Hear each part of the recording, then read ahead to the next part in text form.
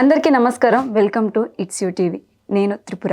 ఈరోజు మనతో ఉన్నారు ప్రముఖ ఆధ్యాత్మికవేత్త, జ్యోతిష పండితులు చిర్రావూరి అనంత శర్మ గారు. మనకున్న సందేహాల్ని గురువుగారిని అడిగి తెలుసుకుందాం. నమస్తే గురువుగారు. నమస్కారం. గురువుగారు, ఈ నెల 25 మనకి రథసప్తమి ఉంది. అసలు రథసప్తమి యొక్క విశిష్టత మరి పూజా విధానం తెలుపుతారా గురువుగారు? మనకి రథసప్తమి అనేది చాలా విశేషమైనది. రథసప్తమి నాడు ప్రధానంగా చేయవలసింది ఏమిటి అంటే నైవేద్యానికి ప్రాధాన్యం ఎక్కువ ఇస్తారు.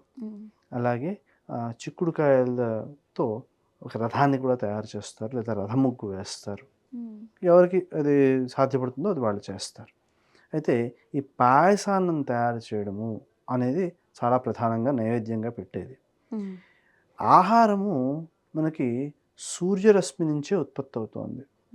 ఆకుల్లో పత్రహరితం ఉంటుంది, దానికి సూర్యరశ్మి కారణం. ఇవన్నీ బయాలజీలో నేర్చుకుంటాం, బాటనీలో. అయితే ప్రత్యక్ష భగవంతునిగా సూర్యుని మనం ఎప్పుడైతే ప్రార్థిస్తున్నామో ఆ ప్రార్థించే సూర్యభగవానుడు ఆరోగ్యాన్ని ఇస్తున్నాడు. ఎందుకంటే ఆహారం కూడా ఆయన నుంచే వస్తుంది.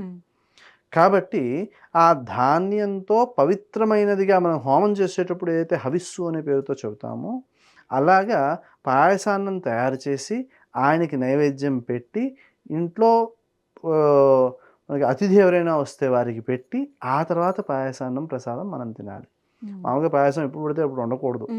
అతిథి వస్తే అతిథి కోసమే ఉండాలి. అతిథికి పెట్టిన తర్వాతే మనం తినాలి. భగవంతుడికి నైవేద్యం చేయకుండా పదార్థం ఏది మన నోట్లోకి వెళ్ళకూడదు. ఏ పదార్థమైనా సరే, పండు కావచ్చు, ఇంకోటి కావచ్చు, భగవంతునికి నివేదన చేయదగిన పదార్థం మాత్రమే మనం తినాలి. నివేదన చేయడానికి పనికిరాని పదార్థాలు మనం తినకూడదు. అది ఎంత దాకా వెళ్ళిపోయింది అంటే కాశీలో భాంగు దొరుకుతుంది. స్వామివారికి నివేదన చేసే పదార్థంగా దాన్ని చేసి అది స్వీకరించడం అనే లక్షణం ఉంది. అక్కడ నిషేధం కాదు. అది ఇంకో చోట ఎక్కడైనా పెడితే తీసుకెళ్ళి జైల్లో పడేస్తారు. ఆ కేసు నుంచి బయటికి రావడం కూడా సాధ్యపడడం కష్టం.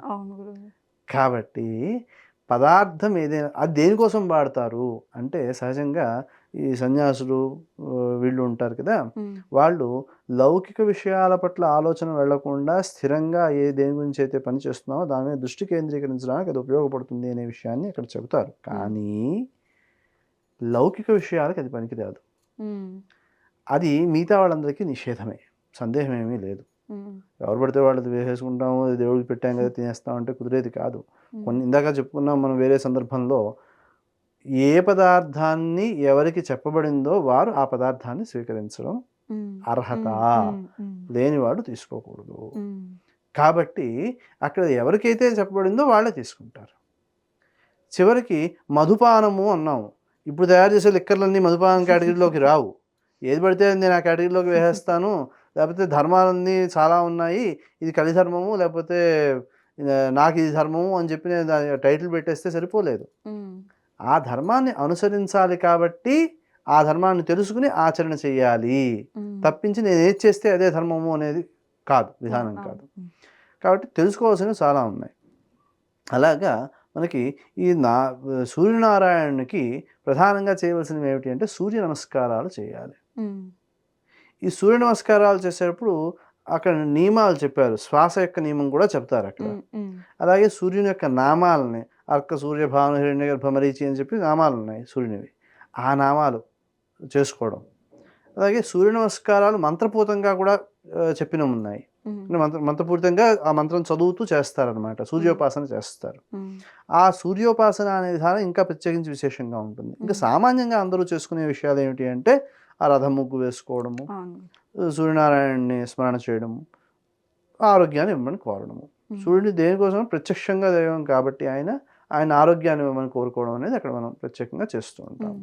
ఆ రోజు ఆయన పెట్టే ప్రసాదం ఏమిటి అంటే పరమాన్నం. అంటే గురువుగారు చాలా మంది ఉదయం నుంచి సాయంత్రం వరకు ఉపవాసం ఉండి 6 గంటలకు దేవాలయం దర్శనం అయిన తర్వాతనే వాళ్ళు ఫుడ్ అనేది తీసుకోవడం జరుగుతుంది, ఆహారం అనేది. సో అలానే చేయాలా గురువుగారు? ఎందుకు చేయాలి అలాగా ఆలోచించండి ఒకసారి. ఇక్కడ మనం ఆహారానికి అధిపతిగా మనం సూర్యభగవాను పూజిస్తూ ఉన్నప్పుడు ఆయన నివేదన చేయవలసిన పదార్థాన్ని ఆయన ఉండగా మనం తీసుకోవడం సరికాదు అనే ఉద్దేశంతో సూర్యాస్తమయం అయిన తర్వాత తీసుకుంటారు. అప్పటిదాకా అది ఆయనకి చెందిందే అనే భావంతో. అది కాక నక్షత్ర దర్శనం జరిగిన తర్వాత రాత్రి చేయడం జరుగుతూ ఉంటుంది. ఎందుకంటే సూర్యాస్తమయం అవ్వాలి, ఆ తర్వాత నక్షత్ర దర్శనం జరుగుతూ ఉంటుంది. అవును గురుగారు. అది సూర్యాస్తమయ సమయంలో తినకూడదు. ఉమ్, సూర్యాస్తమయంలో కేవలం జపానికే కేటాయించవలసిన సమయాలు. కొన్ని ప్రత్యేకమైన సమయాలు ఉన్నాయి. దుర్ముహూర్తము, వర్జ్యం ఇలాంటివి చెబుతూ ఉంటారు కదా! ఈ సమయాలన్నీ కూడా ఈ పని చేయకూడదు, ఆ పని చేయకూడదు అని పని వరకు నిమిత్తం కాదు. ఏమిటి? ఆ సమయాన్ని సద్వినియోగం చేసుకుని జపం కోసం వినియోగించాలి. లౌకికమైన పనులేమైనా, లౌకికమైన ఆలోచనలు ఏమైనా ఆ సమయంలో చేస్తే అవి చెడుదారి పట్టిస్తాయి మనిషి ఆలోచనని. అలాగే అనధ్య దినాలు అంటారు. అమావాస్య, పౌర్ణమి, దానికి ముందు చతుర్దశి, తర్వాత అమావాస్య తర్వాత పాడ్యమి, అష్టమి, ఇలా అనధ్యయ దినాలు ఉంటాయి. ఏమిటి అనధ్యయనం అంటే ఆ రోజుల్లో కనుక చదువుకున్నట్లయితే దాన్ని సరియైన మార్గంలో వినియోగించే బుద్ధి కుశలత లోపిస్తుంది. కాబట్టి ఆ రోజులో ఏం చదవద్దు అంటారు. ఆ రోజు ఆడుకోవడము, శరీరానికి శక్తి కావడానికి కావాల్సిన వ్యాయామాలు చేయడము, ఇలాంటివన్నీ ఆ రోజుల్లో చేయించేవారు మనకి.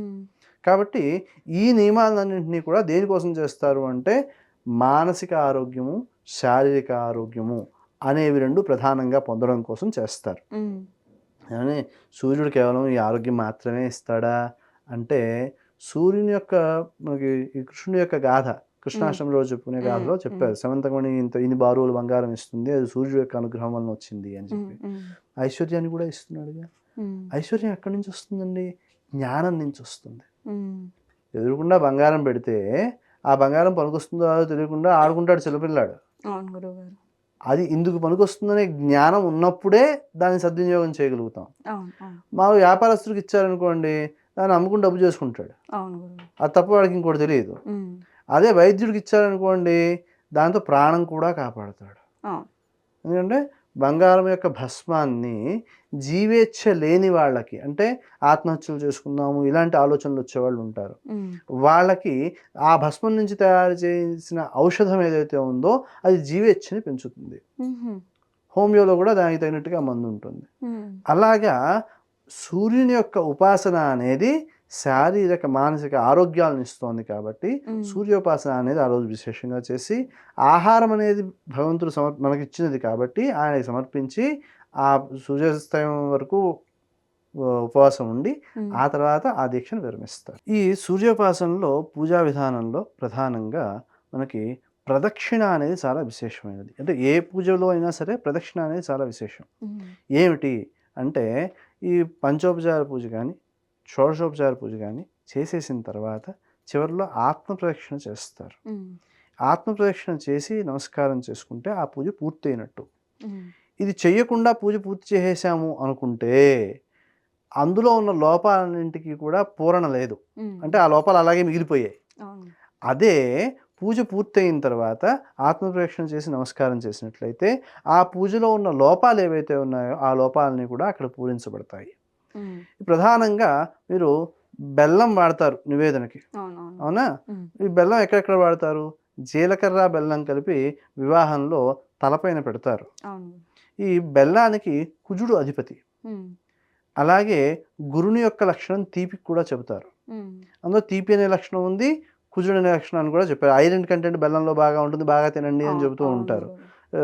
పల్లి చిక్కీలు చేసేసుకుని తినేస్తూ ఉంటే ఆరోగ్యం అని చెబితే తింటారు బాగానే. ఈ హార్లిక్స్లు ఇలాంటి వాటి అన్నింటినీ తినడం కంటే అవి చాలా ఆరోగ్యాన్ని ఇచ్చేవి. కాబట్టి ఈ ఆహారము అనే విషయంలో అక్కడ ఆ బెల్లం అనేది ప్రత్యేకించి చెప్పారు కదా, ఇది శరీరానికి సంబంధించి అలాగే ఆలోచన బుద్ధికి సంబంధించి కూడా అక్కడ మనం ఆ లక్షణాన్ని చూడాల్సి ఉంటుంది. ఎందుకు? ఈ తీపి గురుడు అనేవాడు అధిపతి. ఈ గురుడు అనేవాడు జ్ఞానానికి అధిపతి. మళ్ళీ బంగారాన్ని దానం చేస్తే ఆరోగ్యం వస్తుంది. ఎవరైనా ఎదురు వ్యక్తికి డబ్బు రూపంలో ఇచ్చాం, డబ్బు ఇస్తే వాళ్ళు అనుకూలంగా ఉంటారు మనకి. వాడి ఆశతో ఉండొచ్చు, అది తర్వాత విషయం. మనకి పని అవుతుందా లేదా ముఖ్యం. అనుకూలత వస్తుంది, ఆరోగ్యం కూడా సిద్ధిస్తుంది. ఎన్ని రకాలుగాను బంగారము మీకు ఆభరణాలు ధరిస్తే శరీరానికి ఆరోగ్యాన్ని ఇస్తుంది అని, ఈ గ్రహాల యొక్క అనుకూలత కోసము 7 వారాల నగలు వేసుకోవడం అనే విధానాన్ని చెప్పారు. ఆభరణాలు ఆడవాళ్ళకైనా మగవాళ్ళకి లేవా అంటే, మరి విష్ణుమూర్తిని పూజ చేసేటప్పుడు ఏదో పెద్ద కిరీటం పెట్టుకున్నాడు ఆయన, బంగారం కిరీటం, చేతులకి కాళ్ళకి అన్నింటికీ బంగారు ఆభరణాలు ఉన్నాయి, వడ్డాణం కూడా కనిపిస్తుంది. నేను తిరుగుతా అంటే పెట్టుకోవడం కష్టం ఇప్పుడు సంపాదించాలంతా. కానీ అది ధరించినందువలన అది ఆరోగ్యాన్ని ఇచ్చేదిగా ఉంటుంది. అందులో ఆ ఆభరణాల్లో నవరత్నాలు పొదగబడి ఉంటాయి. కాబట్టి అవి ధరించినందువలన వీడి యొక్క ఆలోచన సక్రమంగా పనిచేస్తుంది. కాబట్టి సూర్యోపాసనతో పాటుగా ఆదిత్యాయ చ సోమాయ మంగళాయ బుధాయ చ అని చెప్పి 7 వారాలని కీర్తిస్తూ ఆ 7 వారాలకి అధిపతులైన గ్రహాలు ఏవైతే ఉన్నాయో వాటిని కూడా కీర్తించడం అనేది అక్కడ మనకు కనిపిస్తూ ఉంటుంది.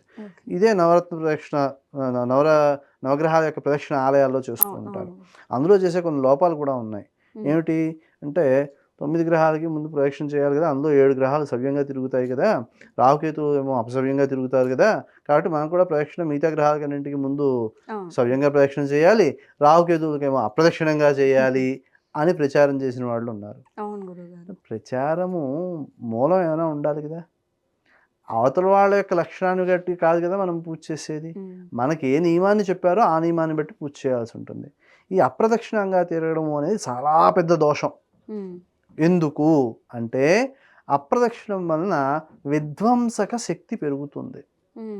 ఇది తుఫాన్లో చూడొచ్చు. మనకి ఈ సముద్ర తీరాల్లోనూ అక్కడ వచ్చే తుఫాన్లు వాటి యొక్క గమనము సవ్యంగా ఉన్నప్పుడు తొందరగా తగ్గిపోతుంది, అపసవ్యంగా ఉన్నప్పుడే పెరుగుతుంది. ముందు చిన్నగానే ప్రారంభమవుతుంది ఏది ప్రారంభమైనా.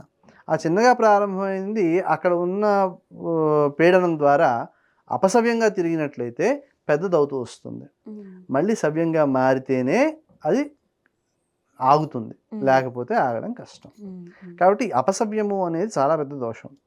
శివాలయంలో కూడా ప్రదక్షిణ చేసే విధానాల్లో మొత్తం చేస్తూ ఉంటారు, కానీ అక్కడ పానుపట్టం దాకా వెళ్ళి పానుపట్టం దగ్గర ప్రారంభించి మళ్ళీ చుట్టూ తిరిగి వెళ్ళి మళ్ళీ అప్రదక్షిణంగా వెనక్కి వచ్చి చేయడం జరుగుతుంది. అంటే పూర్తి అప్రదక్షిణం పూర్తి అవ్వట్లేదు అక్కడ.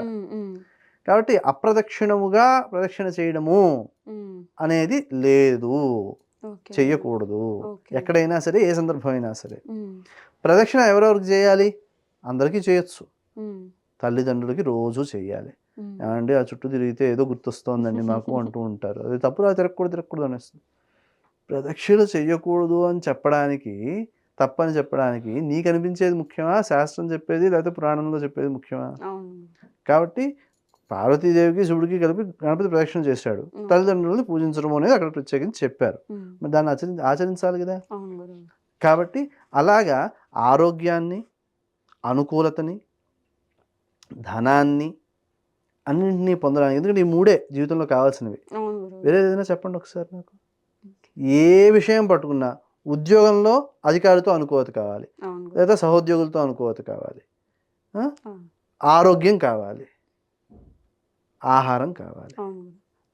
ఈ ఆరోగ్యానికి ఆహారానికి సంబంధం ఉంది కదా. ఇప్పుడు డబ్బు వచ్చేసింది, ఆరోగ్యం వచ్చేసింది, అనుకూలత వచ్చేసింది. ఇవి తప్ప ఇంకా జీవితంలో ఏది వెతుక్కున్నా ఇంకేం కనిపించవు ఈ 3 దాటి. అవి సాధించడానికి సూర్యోపాసన చాలా బాగా ఉపయోగపడుతుంది. కాబట్టి రథసప్తమి నాడు విశేషంగా సూర్యుడిని పూజించుకోవడము, ఆయనకు సంబంధించిన స్తోత్రాలు అవి పారాయణ చేసుకుంటూ ఉండడం. ఉపవాసం ఉండడం అంటే తిన్నాం మానేసామండి, పొద్దున ఏదో పని చేసుకున్నాము, సాయంత్రం వచ్చాక తిన్నాము కాదు. ఆ రోజంతా కూడా ప్రత్యేకించి సూర్యుని యొక్క స్తోత్రాలు, సూర్యనామాలు చేస్తూ ఉండాలి. చేస్తూ ఉంటే అది పూజించినట్టు. లేకపోతే ఏమవుతుంది, మీరు ఏదో ఇంటికి అతిథి వచ్చారు, బాగున్నావా అని చెప్పి ఒకసారి మొహం చూపించేసి వెళ్ళిపోయారు, వస్తాడా మళ్ళీ ఇంటికి? అంటే ఆ రోజు ప్రత్యేకించి ఆయన రోజుగా మనం చెబుతూ ఉన్నప్పుడు ఆ రోజంతా ఆయన కోసం కేటాయించాలి. ధన్యవాదాలు గురువుగారు.